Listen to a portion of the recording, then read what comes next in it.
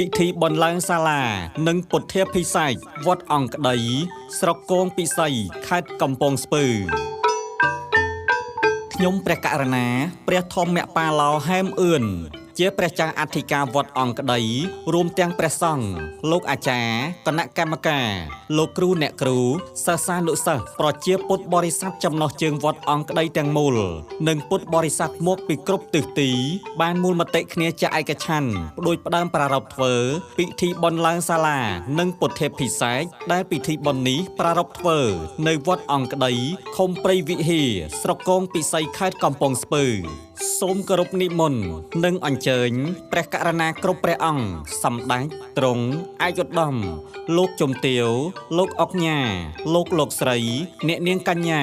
និងញាតិញោមបងប្អូនប្រជាពុទ្ធបរិស័ទទាំងក្នុងនិងក្រៅប្រទេសទាំងអស់មេត្តាចូលរួមក្នុងកម្មវិធីបុណ្យនេះនិងអនុមោទនាត្រេកអរបុណ្យស្មើគ្នាកម្មវិធីបុណ្យថ្ងៃប្រហោះ11រោចខែចេសឆ្នាំមមីអដ្ឋស័កពុទ្ធសករាជ2570ត្រូវនឹងថ្ងៃទី11ខែមិថុនាឆ្នាំ2026វេលាម៉ោង 7:00 នាទីព្រឹកប្រគេនជាគូដល់ព្រះសង្ឃ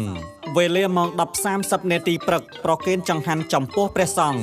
វេលាម៉ោង 1 ទៅម៉ោង 2 រសៀលជួបជុំម្ចាស់ធាតុដង្ហែចុះឈ្មោះនិងកត់ត្រាចំនួនកោដឈ្មោះនីមួយៗនិងបច្ច័យវេលាម៉ោង 3 ទៅម៉ោង 3:30 នាទីរសៀលលោកអាចារ្យទាំង5រូបដឹកនាំដង្ហែអដ្ឋិធាតុប្រតិសិនជុំវិញវត្តរួចតម្កល់ក្នុងរាជវ័នវេលាម៉ោង 4:30 នាទីរៀបចំពិធីសែនក្រុងពាលីវេលាម៉ោង 5:30 នាទីលោកអាចារ្យដឹកនាំសែនដូនតាមានបាយទឹកនិងភេសជ្ជៈផ្សេងៗវេលាម៉ោង 6:00 នាទីល្ងាចរៀបចំភេសជ្ជៈប្រគេនព្រះសង្ឃនិងនមស្ការសមាទានសិលចម្រើនព្រះបរិត្តសម្ដែងព្រះធម៌ទេសនាដោយព្រះវិរិយធម្មោហៅដាយានព្រះធម្មធរគុណស្រុកគងពិសីសម្ដែងធម្មគោរពរួចសូត្រយកលាស់ព្រឹកឡើងថ្ងៃសុក្រ12រោចខែចេសឆ្នាំមមីអដ្ឋស័កពុទ្ធសករាជ2570ត្រូវនឹងថ្ងៃទី12ខែមិថុនាឆ្នាំ2026វេលាម៉ោង 7:00 នាទីព្រឹកប្រគេនជាគូដល់ព្រះសង្ឃវេលាម៉ោង 10:30 នាទីព្រឹកប្រគេនចង្ហាន់ចំពោះព្រះសង្ឃវេលាម៉ោង 2 នាទីរសៀលសម្ដែងព្រះធម៌ទេសនា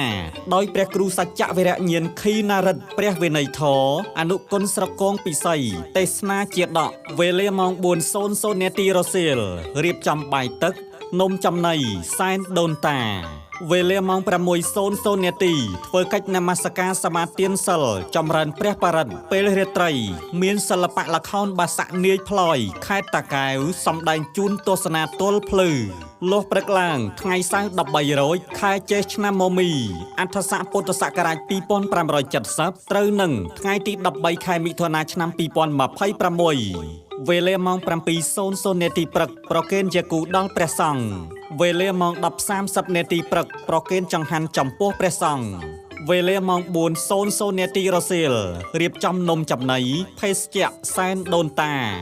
វេលាម៉ោង 5:00 នាទីធ្វើកិច្ចនមស្ការសមាទានសិលចម្រើនព្រះបរិត្តនិងសម្ដែងព្រះធម៌ទេសនាដោយព្រះគ្រូសីលមនីសូច័ន្ទចន្ទថេរោព្រះរាជាគណៈថ្នាក់កិត្តិយសគណៈមហានិកាយនៃព្រះរាជាណាចក្រកម្ពុជានិងព្រះគ្រូឧត្តមនីវង្សាព្រះអនុគុណស្រុកគងពិសីបន្ទាប់ពីសម្ដែងព្រះធម៌ទេសនាពិធីបកអសពឈានដល់ថ្ងៃអាទិត្យ14រោចខែចេសឆ្នាំមមីអដ្ឋស័កពុទ្ធសករាជ2570ត្រូវនឹងថ្ងៃទី14ខែមិថុនាឆ្នាំ2026វេលាម៉ោង 4 ទៀបភ្លឺរៀបចំអភិសេកថ្វាយមធុបាយៈម៉ោង 7 ព្រឹកប្រគេនជាគូដល់ព្រះសង្ឃវេលាម៉ោង 9:00 នាទីព្រឹកព្រះសង្ឃចំនួន150អង្គនិមន្តគោចរបិណ្ឌបាតបន្ទាប់មកវេផាត់ជាកិច្ចបង្ហាញនៃកម្មវិធីបុណ្យអ្នកផ្ដើមបុណ្យព្រះគ្រូហែមអឿនជាព្រះចៅអធិការវត្តអង្គក្តីរួមទាំងព្រះសង្ឃលោកអាចារ្យគណៈកម្មការលោកគ្រូអ្នកគ្រូសិស្សានុសិស្សនិងប្រជាពុទ្ធបរិស័ទចំណុះជើងវត្តអង្គក្តីទាំងមូលបញ្ជាក់កម្មវិធីបុណ្យនេះប្រារព្ធធ្វើនៅវត្តអង្គក្តីឃុំព្រៃវិហារស្រុកគងពិសីខេត្តកំពង់ស្ពឺទំនាក់ទំនងតាមរយៈទូរស័ព្ទលេខ069 547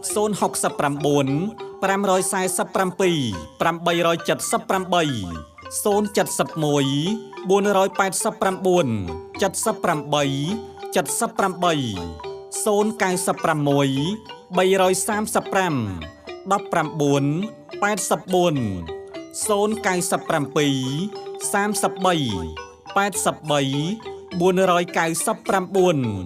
សូមអរព្រះគុណ